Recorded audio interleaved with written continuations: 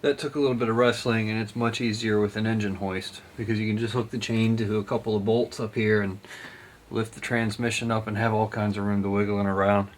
Anyway, that's how you have to do it with the jack. So it's time to get these transmission bolts torqued down.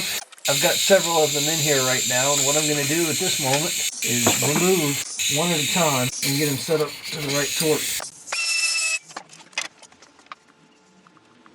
Got some blue thread locker, and I'm going to use this on the threads of all the transmission bolts so that if my clutch decides it wants to be chattery, I don't risk shaking bolts out. Just apply that to the threads and run it back down. You want to get to these within 15 minutes. Transmission bell housing bolts get 35 pounds of torque. There's 10, 20, 35.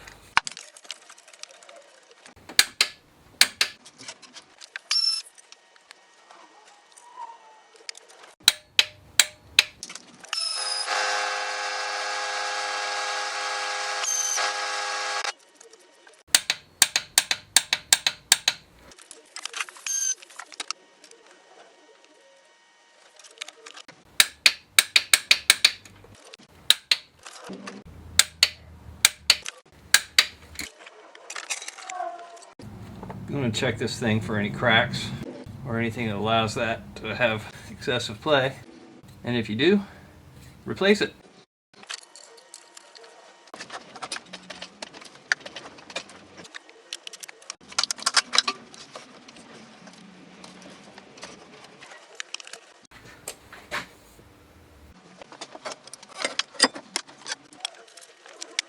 The 17mm nuts get torqued down to 42 pounds.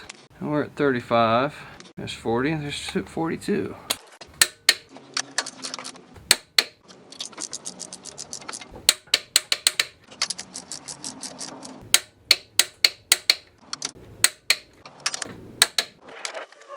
The 17mm center bolt gets torqued to 51 pounds. So there's 51. And you need 2 wrenches for this. You need a 17 on this side and a 17mm torque wrench.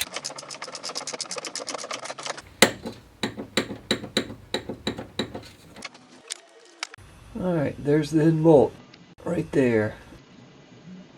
Remember, this is an M8x60 bolt. The torque specification is 22 to 25 foot-pounds. You don't want to go any higher than 25 foot-pounds because it's only an M8 bolt.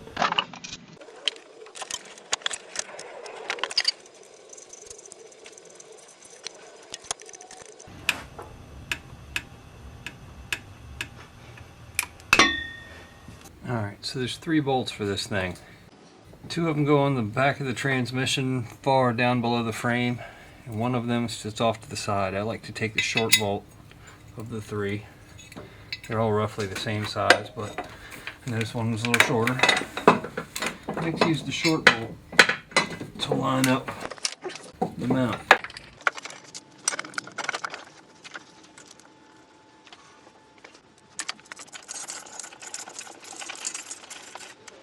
Oh, that sucks. The transfer case got pulled out of the yoke and I've leaked gear oil all underneath the car. Dang. Watch out for that.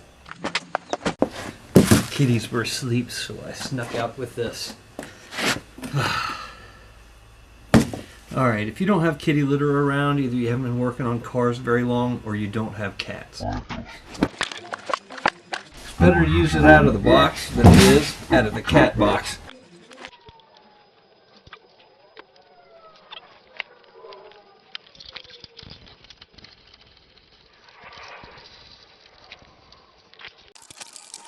Put the starter in the hole! And mount bolts you want to torque to 51 foot-pounds. That's 40. 51. You can't really get a torque wrench in for the back 2 bolts we just did. It doesn't fit. So you just kind of have to use your best judgment and mash on it until it stops turning.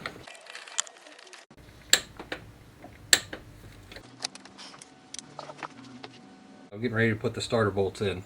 It's It's easiest when you pass yourself the starter while you're under there than digging it out from the side. But these starter bolts here get 22 foot-pounds of torque.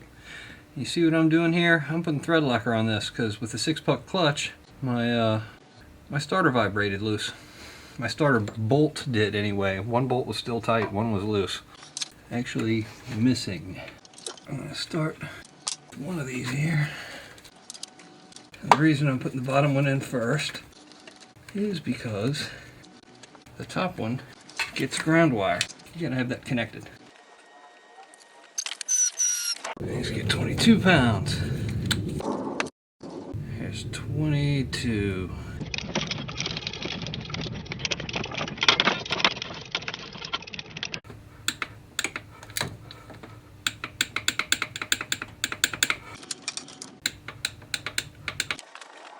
Alright, the center bolt and the rear mount.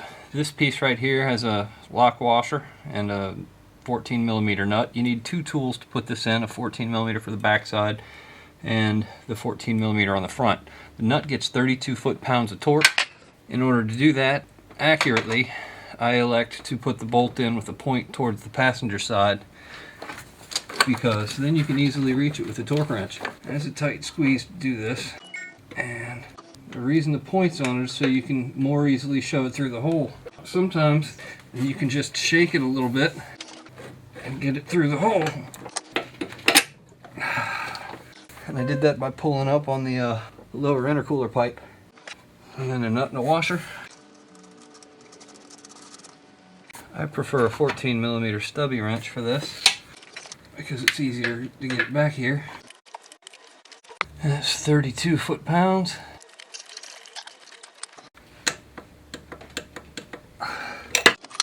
There we go. Alright, aim carefully.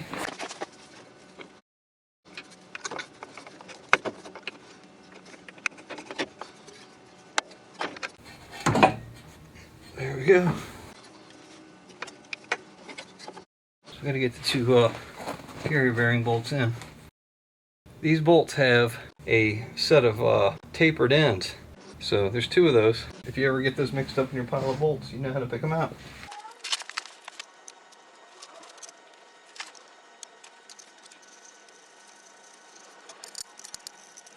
That feels like 30 pounds.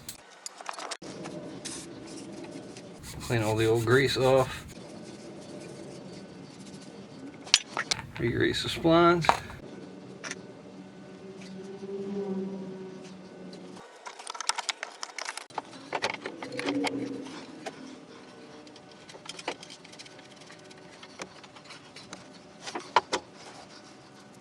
Alright, there's a lock washer on that goes on the nut side. Alright, 65 foot-pounds. 65 foot-pounds with a 17 millimeter.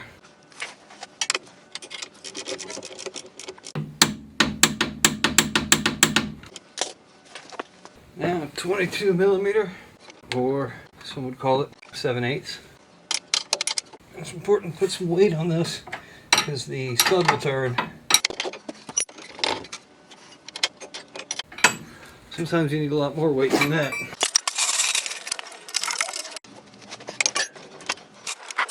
There's a tapered side on the washer. You want to make sure that's facing out. If you tighten this so much that it drags, you've overdone it. There you go. Line the castle nut up with a hole and put a cotter pin in it. I ain't going nowhere.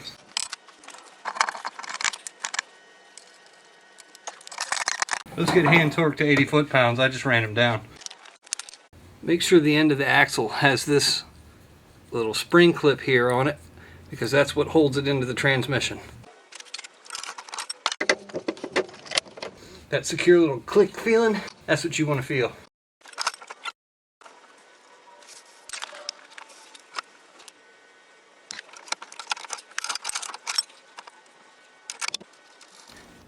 Alright, 65 foot-pounds.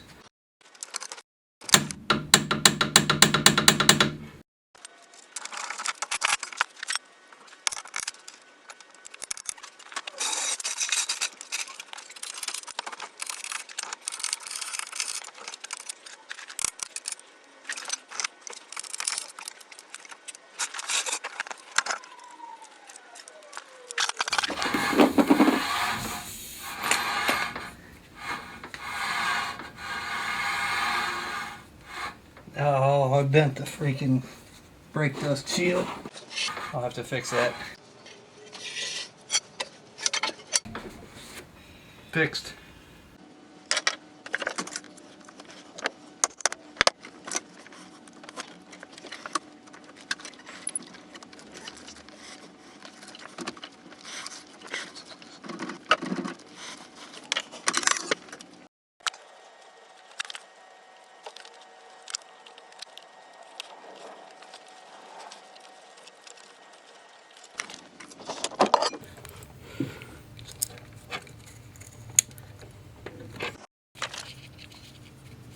Notice I've already put the spring back into the speed sensor harness.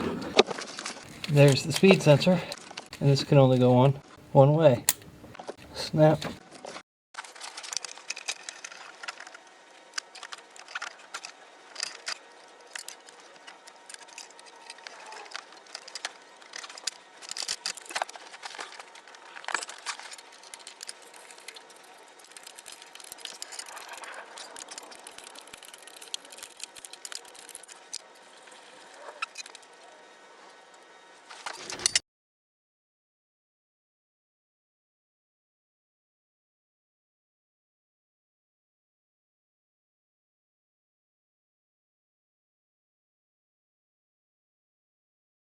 I'm going to put this cross member on.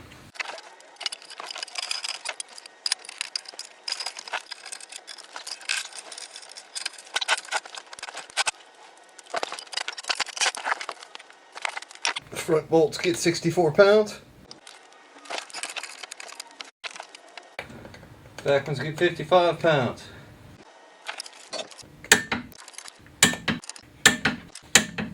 There's one more bolt.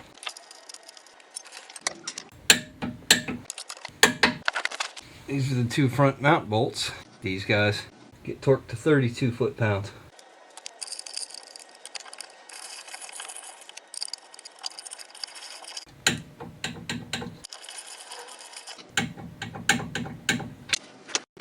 Mount bolts get torqued to 41 foot-pounds.